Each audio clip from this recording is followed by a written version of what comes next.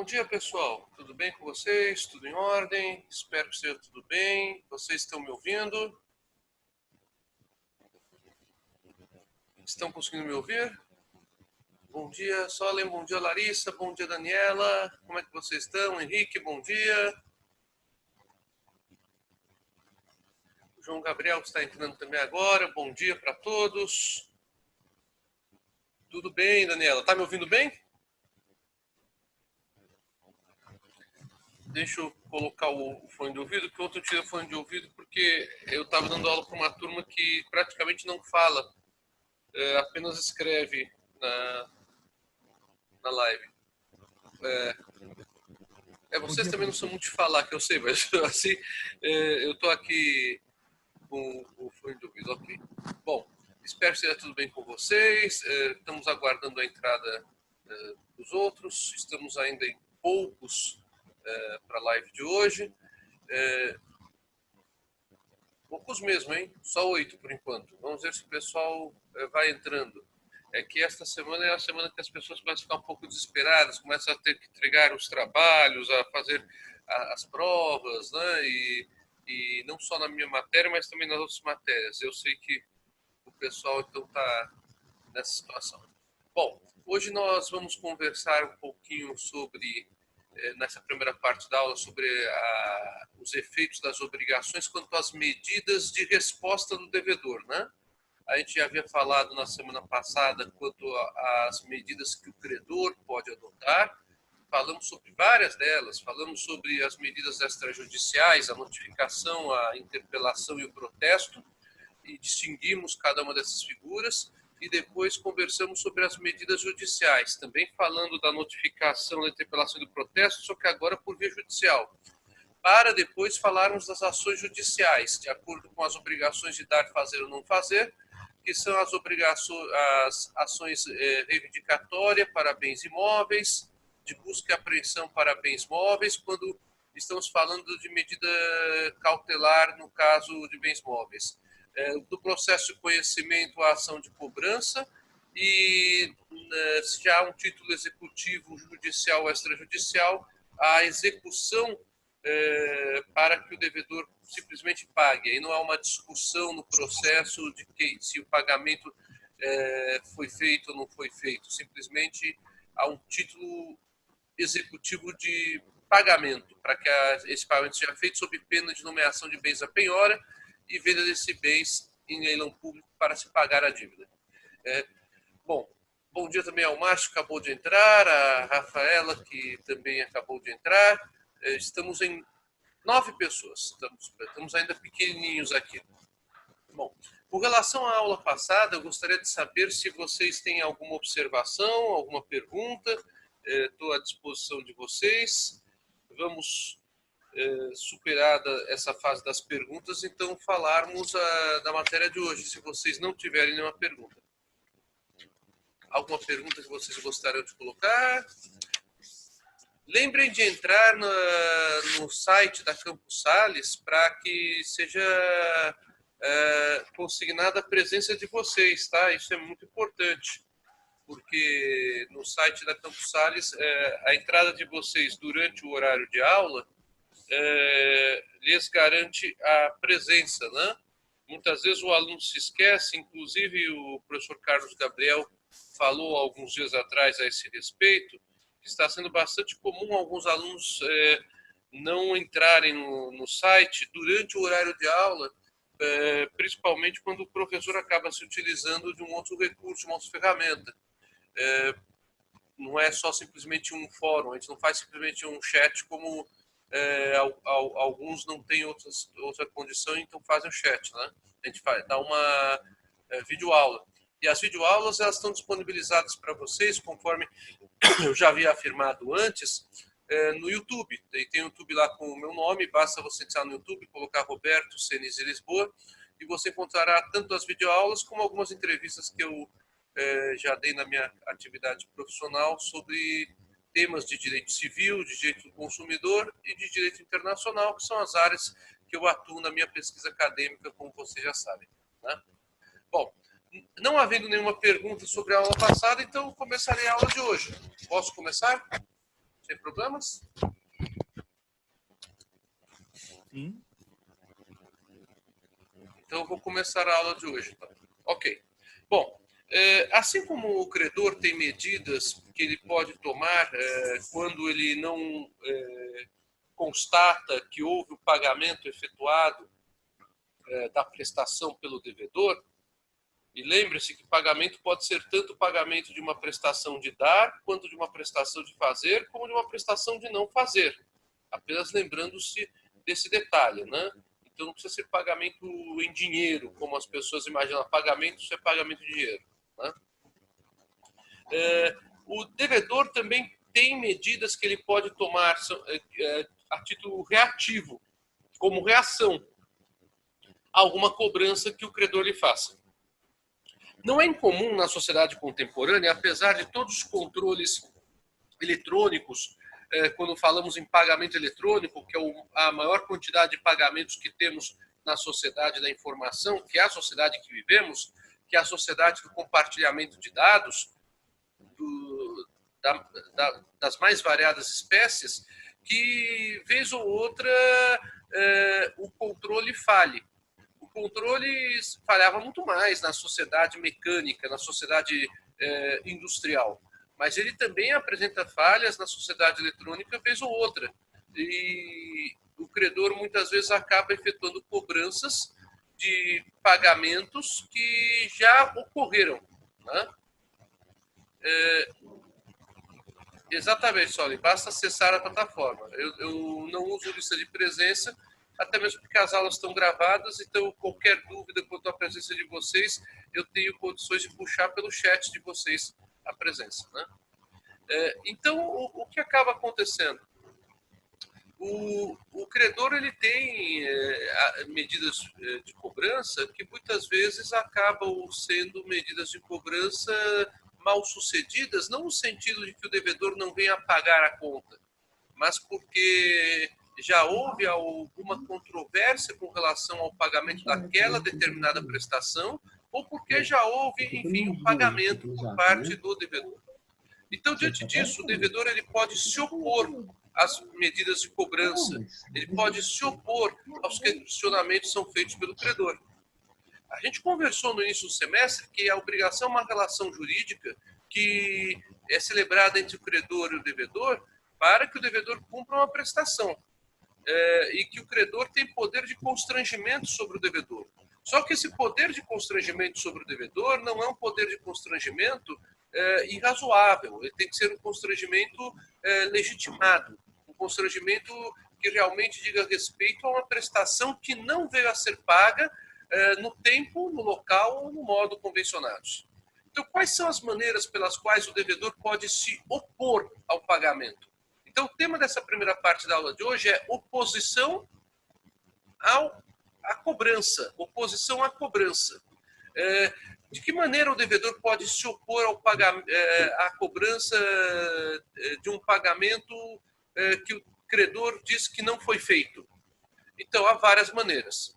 A primeira maneira, que é a maneira natural, é o devedor provar o pagamento. A prova do pagamento ela tem um nome, que nós já conversamos aqui quando falamos sobre elementos da obrigação.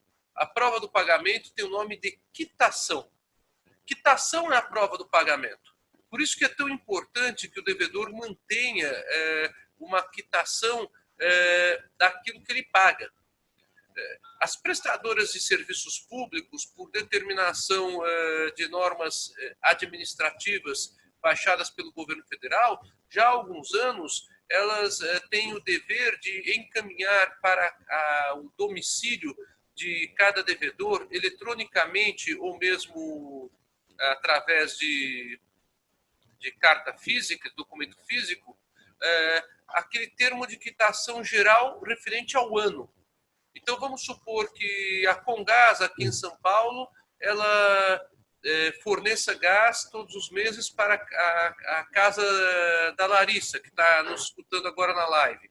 E a Larissa paga direitinho a conta todos os meses. O que acontece? Ela não vai precisar guardar os boletos de quitação eletrônica dos 12 meses, né? ela pura e simplesmente ela receberá por parte da Comgás, no ano de 2020, um termo de quitação geral do ano de 2019. Esse dever ele acabou sendo imposto a concessionárias de serviços públicos pelo governo federal e também pelos governos estaduais, no que diz respeito ao fornecimento de energia elétrica, para que se torne desnecessário que o consumidor tenha que guardar um volume muito grande de papéis. Nós já estamos numa segunda etapa. Atualmente, o consumidor ele pode optar por receber as contas e também a quitação geral eletronicamente. Então, ele pode ter o termo de quitação eletrônico. O termo de quitação é a prova de pagamento. E esse termo de quitação não precisa ser eletrônico, como nós já conversamos antes. Ele pode ser manual, pode ser mecânico, portanto. O termo de quitação ele vale como prova de pagamento. Então, se o devedor apresenta esse termo de quitação, fica demonstrado que a cobrança está sendo indevida. Pode existir, excepcionalmente, algum caso de falsidade por parte do devedor que apresente um termo de quitação falso, mas é uma hipótese extremamente rara. É muito importante se guardar a quitação e é muito importante que o devedor tenha a prova do pagamento da quitação por uma razão bastante simples. É bastante comum que no comércio, até mesmo com uma prática de proteção aos demais comerciantes, um determinado fornecedor de produtos ou de serviços faça as cobranças pelos meios extrajudiciais normais. Aqueles que apontamos a semana passada. Então, o credor insiste com notificações, sejam notificações físicas ou notificações eletrônicas, e o devedor não cumpre.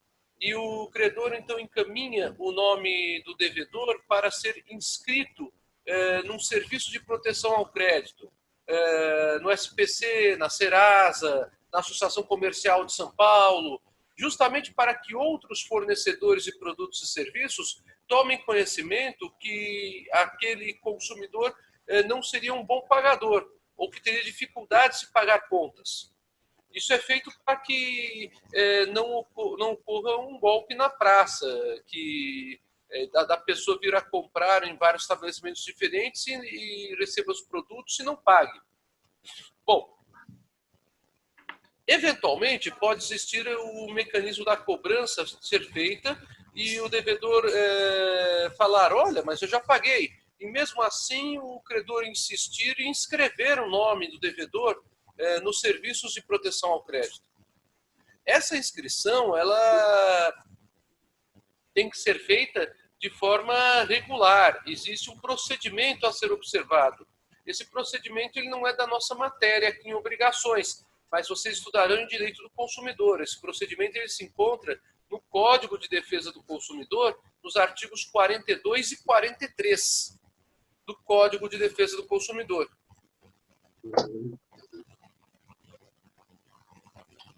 Posso sim, o Gabriel está falando que tem microfone de gente que está vazando aqui, então já botei o microfone, inclusive de colega que acabou de entrar, então muitas vezes acontece isso mesmo, o colega acabou de entrar e não se apercebe desse fato, né?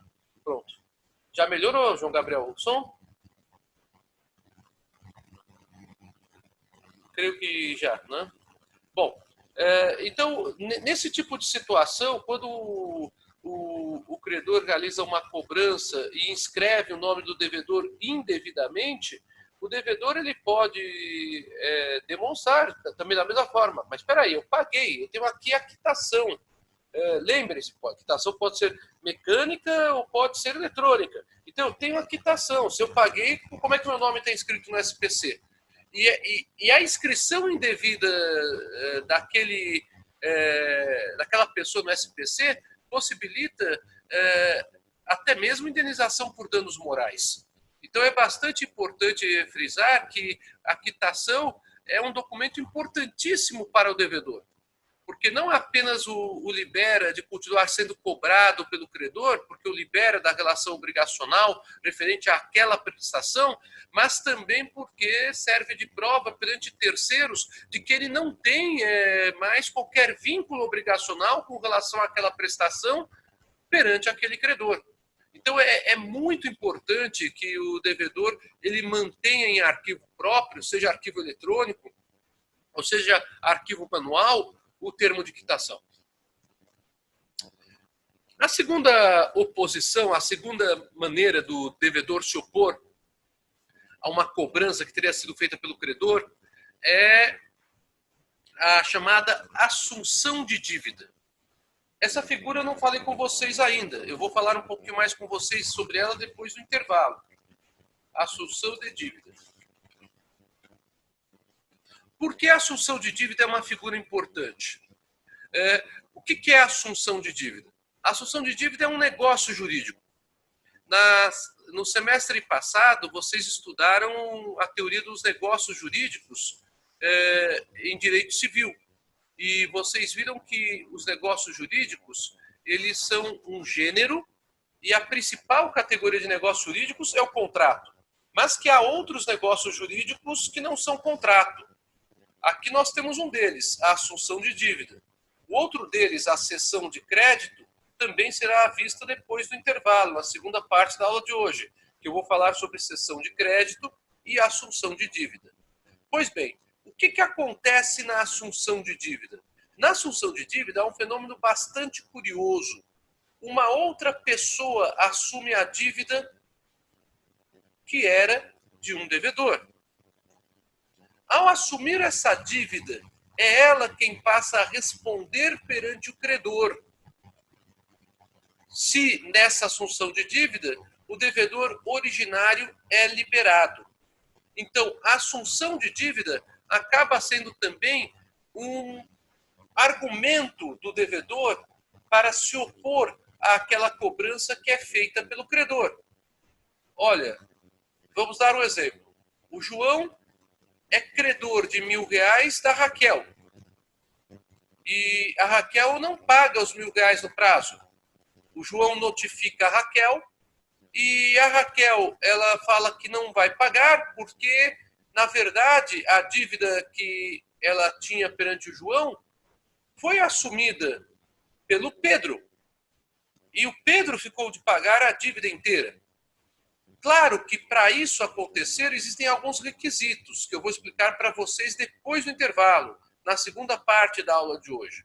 Mas, em princípio, a assunção de dívida pode ser um bom argumento do devedor para justificar por que não houve o pagamento da prestação por sua parte. No exemplo que eu mencionei, a Raquel era a devedora dos R$1.000, mas ela fala, mas espera aí, eu realmente assumi uma dívida de R$1.000, mas eu deixei de ser devedora a partir do momento em que o Pedro assumiu essa dívida em meu lugar. Então, a assunção de dívida é um negócio jurídico possível. Ué, Senise, por que uma pessoa assumiria a dívida de outra? Alguém pode perguntar. Por uma questão de lucratividade. Eu vou explicar para vocês isso também depois do intervalo. Há sempre algum interesse jurídico em jogo para que eu tenha uma assunção de dívida ou para que eu tenha uma cessão de crédito. Qual que é a diferença fundamental entre as duas? Na assunção de dívida, um terceiro assume a dívida que era do devedor originário. Na cessão de crédito, um terceiro passa a ser titular do crédito que era de um credor originário. Eu vou explicar o regime jurídico dessas duas figuras na segunda parte do nosso encontro de hoje.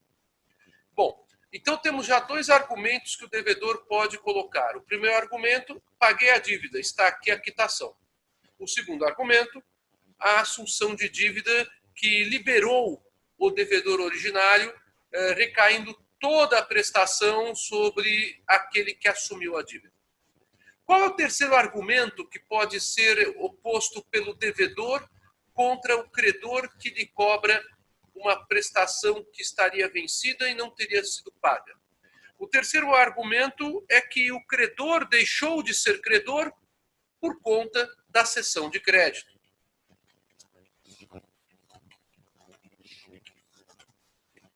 Conforme eu mencionei para vocês, essas duas figuras, a cessão de crédito e a assunção de dívida, eu vou trabalhar com elas na segunda parte da nossa aula de hoje. Na cessão de crédito, nós também temos um negócio jurídico. Só que nesse negócio jurídico, volto a repetir, é o credor que deixou de ser credor.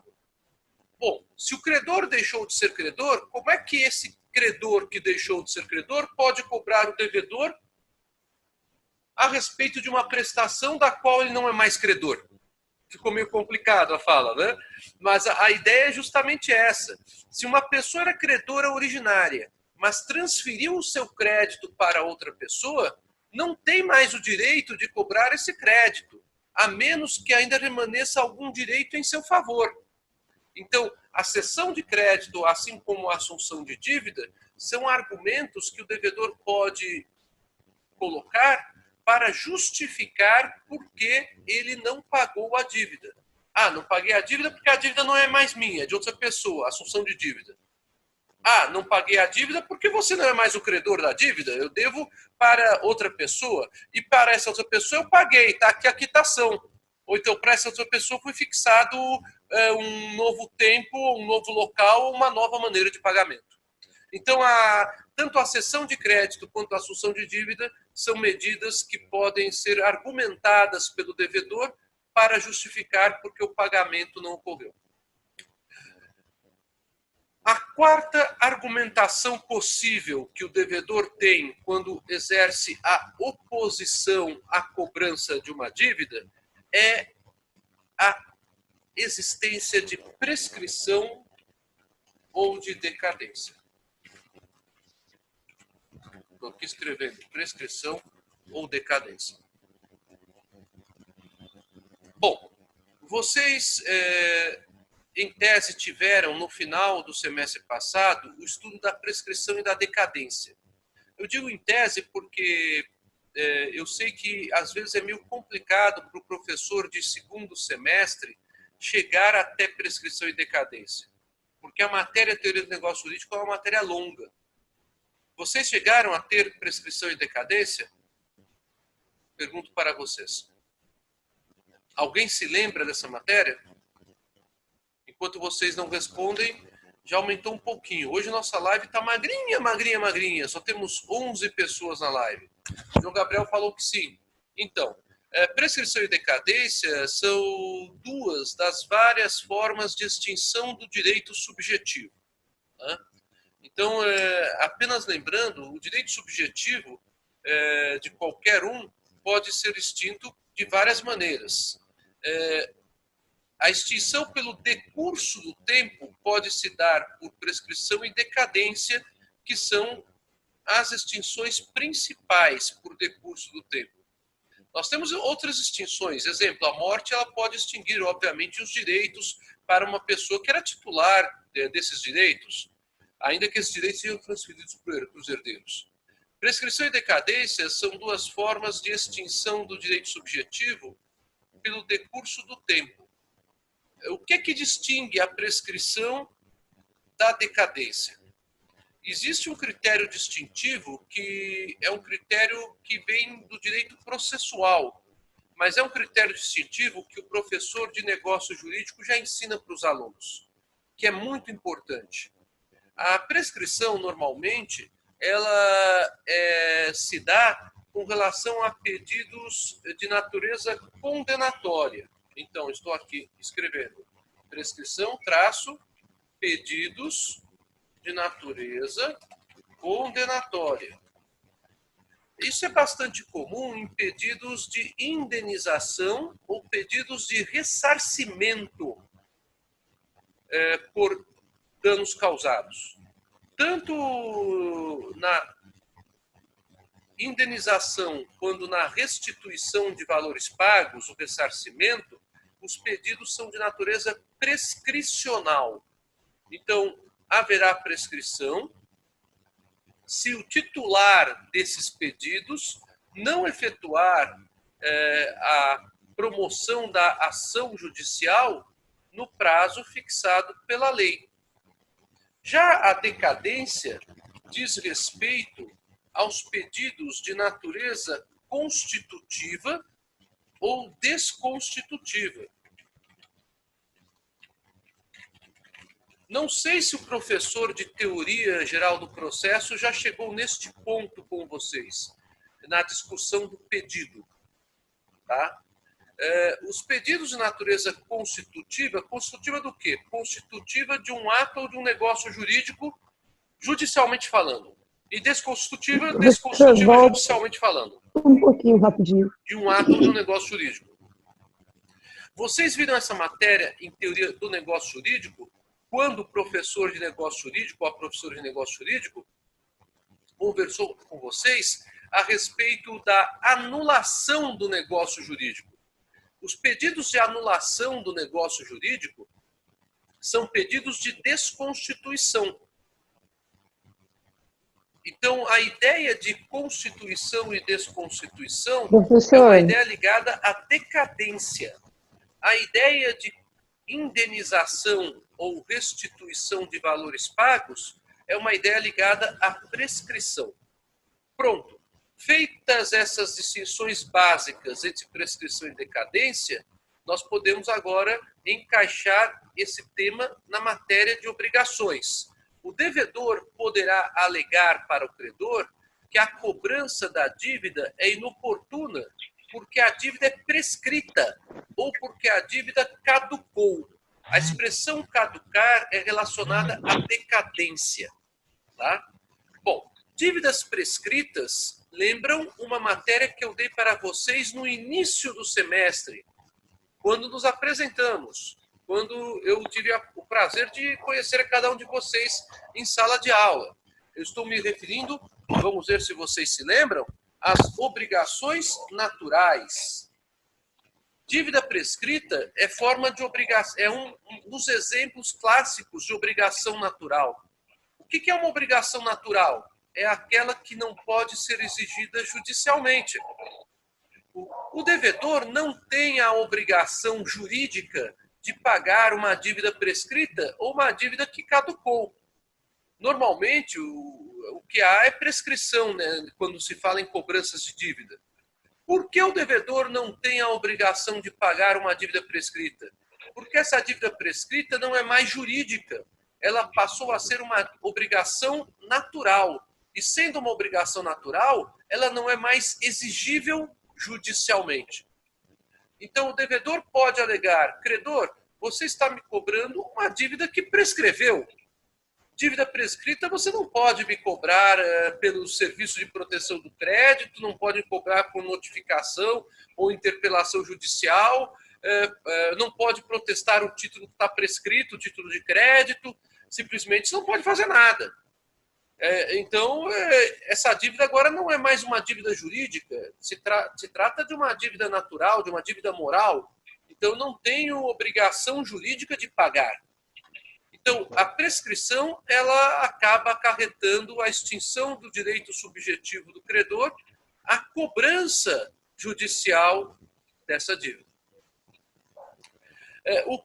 O quinto argumento que o devedor poderá levantar é um argumento que eu vou explicar semana que vem para vocês.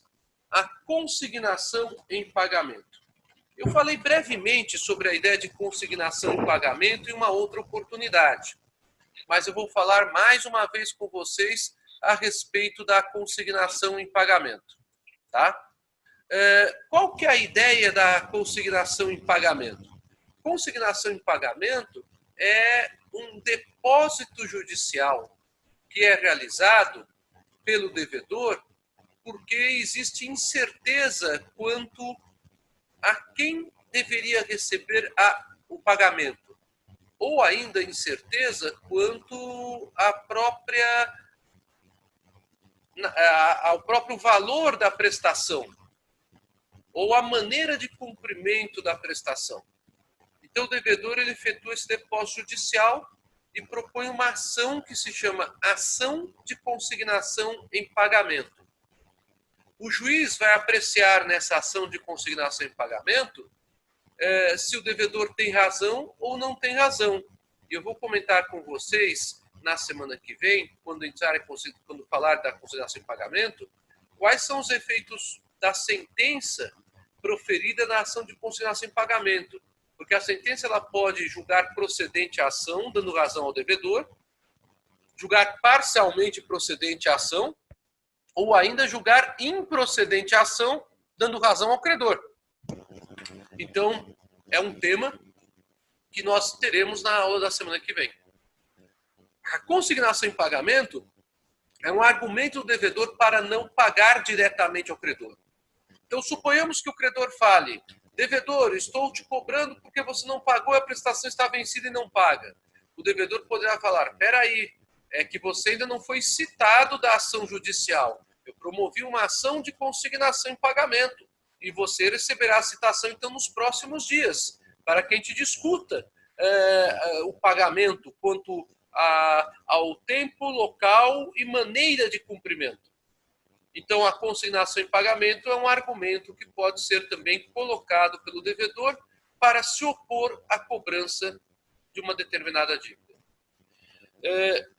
O sexto argumento que o devedor poderá colocar, dizendo: olha, eu não paguei, é um argumento bastante interessante e bastante raro nos dias de hoje. É a renúncia ao crédito. Ué, credor, você está me cobrando uma dívida que você renunciou. A renúncia não é quitação, mas a renúncia é uma maneira de extinção da obrigação. Eu vou explicar um pouquinho mais também sobre renúncia na semana que vem. Qual que é a ideia de renúncia? Já vamos anotar, porque esse tema é um tema interessante. O devedor vai dizer: credor, você declarou juridicamente que você não quer mais o crédito. Isto se chama renúncia.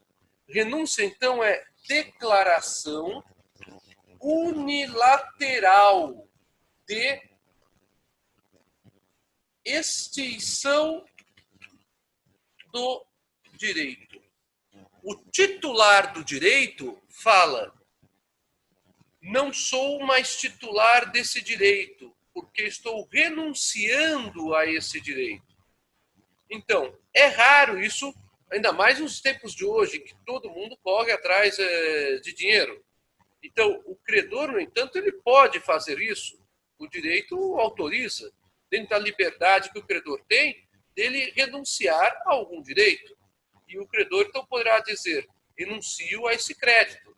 Então, como é que uma pessoa que renuncia ao crédito e formaliza um documento de renúncia desse crédito, agora quer cobrar esse crédito do devedor?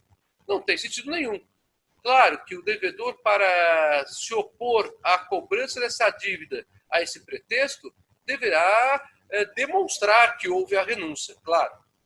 E o último argumento que o devedor pode colocar para se opor à cobrança de dívida é o argumento de que houve a extinção da dívida por pagamento indireto.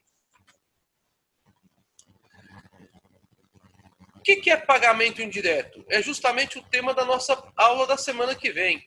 É o pagamento que se dá de maneira diferente daquela que foi originariamente ajustada pelas partes. Por isso o nome é pagamento indireto. O pagamento indireto, ele pode se dar de várias maneiras. Duas delas eu já citei aqui para vocês na aula de hoje. São a consignação em pagamento e a renúncia, que é considerada uma maneira de pagamento indireto. Na verdade, a renúncia não é um pagamento, né? Mas muitos autores consideram um pagamento indireto, porque está liberando o devedor. O pagamento indireto, ele libera o devedor, porém de uma maneira diferente daquela que havia sido ajustada pelo credor e pelo devedor. Há várias modalidades de pagamento indireto, e este é o tema da nossa aula da semana que vem. E então, percebam vocês, o devedor tem vários argumentos perante o credor. Eu mencionei para vocês, nessa primeira parte da aula, 7 argumentos. Olha só quantos, 7. Vamos reprisá-los? Primeiro argumento, a quitação, obviamente, que tem que ser demonstrada pelo devedor. Segundo argumento, a assunção de dívida, que também tem que ser demonstrada, é óbvio, que um terceiro assumiu a dívida do devedor. Terceiro argumento, a cessão de crédito, a prova de que o credor transferiu seu crédito para terceiro. Então, é o terceiro que tem que cobrar a dívida e não o credor originário. O quarto argumento, a prescrição ou a decadência. Falei para vocês que, em termos de cobrança de dívida, pode tanto ocorrer uma figura quanto a outra. É mais comum que ocorra a prescrição, porque, ocorrendo a prescrição, a obrigação deixa de ser jurídica e passa a ser natural. Logo, não poderá mais ser exigida judicialmente pelo credor. O quinto argumento, a ação de consignação em pagamento para discutir se o pagamento realizado pelo devedor ele é bom ou não é bom, porque há divergências quanto a tempo, local e modo de pagamento. O sexto argumento, a renúncia do direito de crédito. E o sétimo argumento, as demais formas de pagamento indireto. Então, o devedor ele tem, sim, como se opor. É que, normalmente, até mesmo para o homem leigo, para a mulher leiga, o mais comum é se imaginar, paguei ou não paguei. Mas há outras maneiras que podem existir numa relação obrigacional que podem justificar a oposição do devedor a uma cobrança de dívida, como vocês podem perceber. Caso o devedor já esteja sendo cobrado judicialmente, porque o credor ele pode simplesmente ir diretamente para a cobrança judicial. Não é do ponto de vista econômico o mais barato, não é do ponto de vista prático a forma mais rápida de se obter o crédito, mas o credor pode optar por ir para a via judicial diretamente. O devedor ele terá o prazo de 15 dias para contestar a ação, sob pena de serem considerados verdadeiros os fatos alegados pelo credor. Então, a oposição do devedor pode também ser judicial. Assim como existem medidas extrajudiciais e medidas judiciais do credor contra o devedor ele pode se opor àquela cobrança de dívida tanto extrajudicialmente quanto judicialmente. E de que maneira ele se oporá à cobrança de dívida? Por qualquer uma das maneiras que eu apontei para vocês agora, nesse primeiro tempo da aula de hoje. Isso quer dizer que todas essas 7 modalidades de argumentos do devedor para se opor à cobrança da dívida poderão ser utilizadas tanto na via extrajudicial quanto na via judicial, caso o credor venha a propor alguma medida judicial contra o devedor. Mesmo em fase de execução, isso é possível. Quando o devedor ele é exequido, isto é, quando o credor já promove diretamente uma execução de título contra o devedor, para que o devedor pague, o devedor ele não tem como se opor na própria execução. Então, o devedor terá que fazer o quê? Propor uma ação contra o credor. Então, percebam, a oposição judicial do devedor, estou aqui anotando no chat, ela poderá se dar no processo de conhecimento, que é aquele processo que eu expliquei para vocês, em que há a discussão de todas as provas que são trazidas para que o juiz verifique quais fatos alegados devem prevalecer, se as alegações do autor ou as alegações do réu, transformando na nossa matéria obrigações as alegações do credor ou as alegações do devedor, normalmente, né? Processo de conhecimento. E aí, neste caso, a oposição do devedor é feita através de uma peça processual que se chama contestação, ou no processo de execução, através, não do processo de execução, através de uma ação do devedor contra o exequente. Quem é o exequente? É o credor, que é o titular do crédito. Para se ter o processo de execução, o credor tem que ser titular do crédito e tem que portar um título executivo. Eu falei para vocês já, os títulos executivos são os títulos de crédito. Qual que é o nome dessa ação? Essa ação se chama embargos do devedor. Bem, esse era o tema